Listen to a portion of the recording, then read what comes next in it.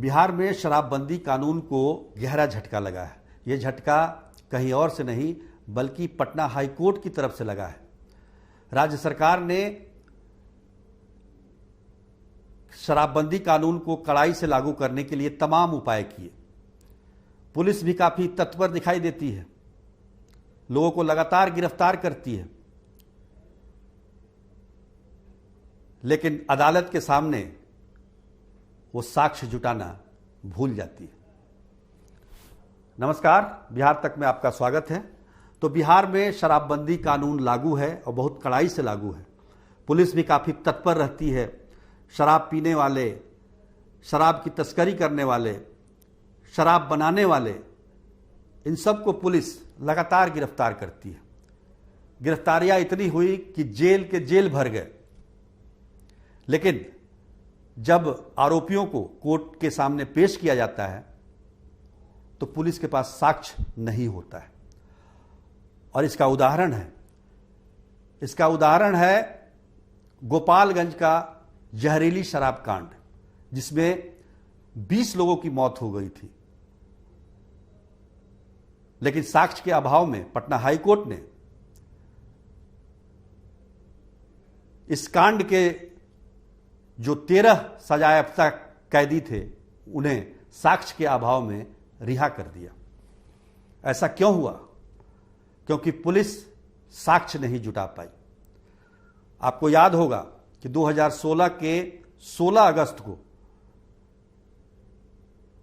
गोपालगंज के खजूरबनी में यह घटना हुई थी और 20 लोग जहरीली शराब पीकर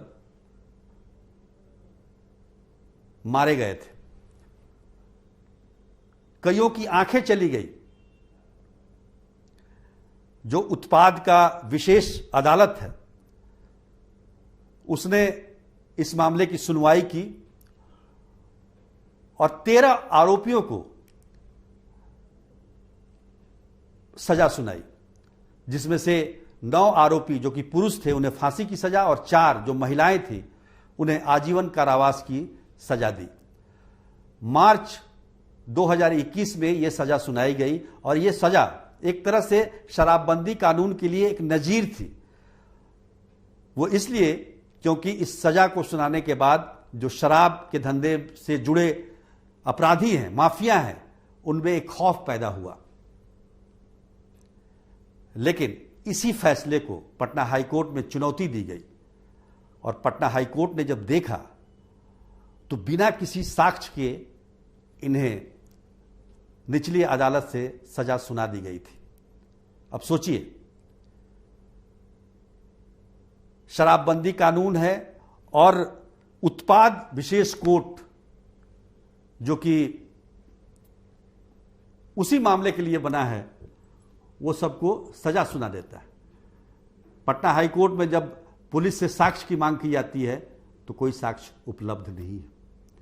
अदालत ने कहा कि इस मामले में स्वतंत्र रूप से कोई गवाह नहीं है। केस भी स्थानीय थाना प्रभारी के द्वारा किया गया है और केवल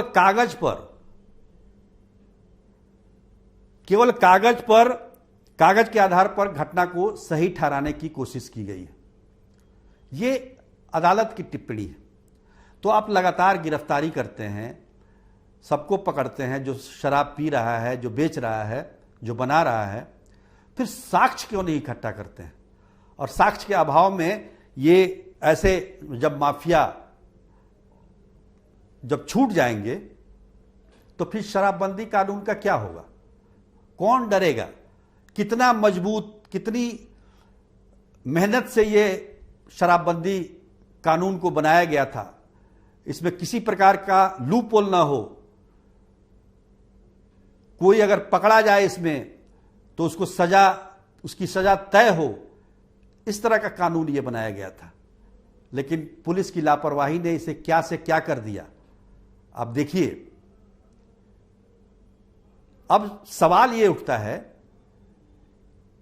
कि जो गोपालगंज में जो 20 लोग जहरीली शराब से मरे, उसकी मौत का जिम्मेदार कौन है?